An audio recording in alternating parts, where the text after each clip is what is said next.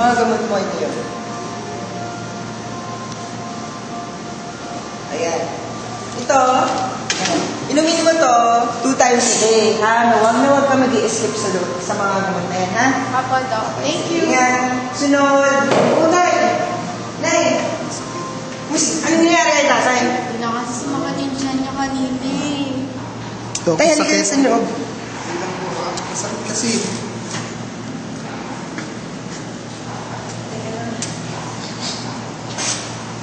Oh.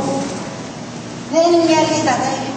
Hindi na kasi sumakit yung tiyan niya kanina pagkakain namin. Kailan ba po? Hindi na lang. Tanghalian.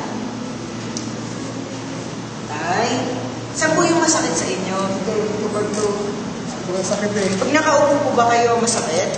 Dapat nakupo ko lagi para hindi masyado. Sige, check po natin tayo, ha? Teka lang po tayo. Check lang natin tayo, ha? Masakit ba to? Sakit to. Nay, ganito na lang.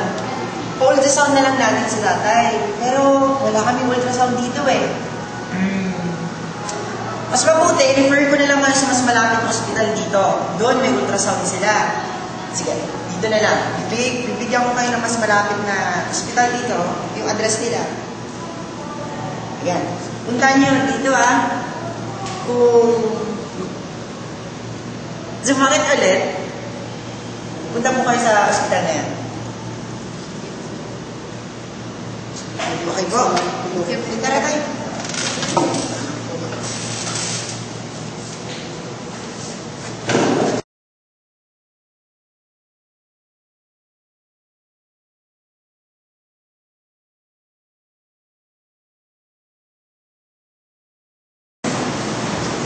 Doc, sakit yung tiyan ng asawa. Masakit? Sakit sobra. Tay, sa 1 hanggang 10, isa po pinakamasakit. Ilan po? Hindi na masakit po, Dok. Pinakamasakit. Dahil pa yung ano, may gagawin ako sa daliga. Masakit po. Masakit. Sobra. Sige. Nay, nag-ultrasound na ba si tatay? Ay, hindi pa. Ganito na lang. Pa-schedule natin siya ng ultrasound para makita natin yung laman ng tiyan. Yung mga namumuo sa tiyan. Meron. At saka yung scalpel of the abdomen. Para makita natin yung laman ng tiyan kung may komplikasyon ng iba. Sa ngayon, i-admit na natin siya sa ward. Mamonitor natin siya, okay? Okay, sige tayo, ha? May nurse na darating at i-assist kayo, okay? Sige.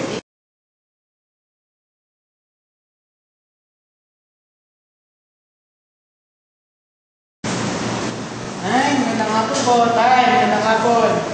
Basta na kayo? Hindi naman po, Dok. Hindi na po katulad dati. Medyo umarap po yung sakit. Pero masakit pa rin. Kasi tayo, lumabas na yung result ng ultrasound. May nakita po may mga bato o yung nabago sa akin niya. Lumabas ko, tapos dahil doon, pumutok po yung abdo niyo tayo, kaya po sumasakit. Ngayon, ayun nga, sabi niya sa ultrasound. Ngayon, pwede natin gawin is pa-opera natin. Papa-explore lang natin si tatay.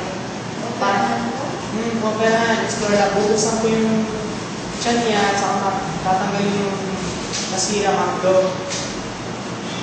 Na ngayon po, pwede po natin gawin yung ngayong hapon. Kung gusto nyo po. Ngayong hapon din na to? Ngayong hapon din na to. Para po maiwasan ng mga komplikasyon. Baka po kasi lalala po yung kondisyon ni tatay. Sige po ha. Tay, balik na po ako. Sige.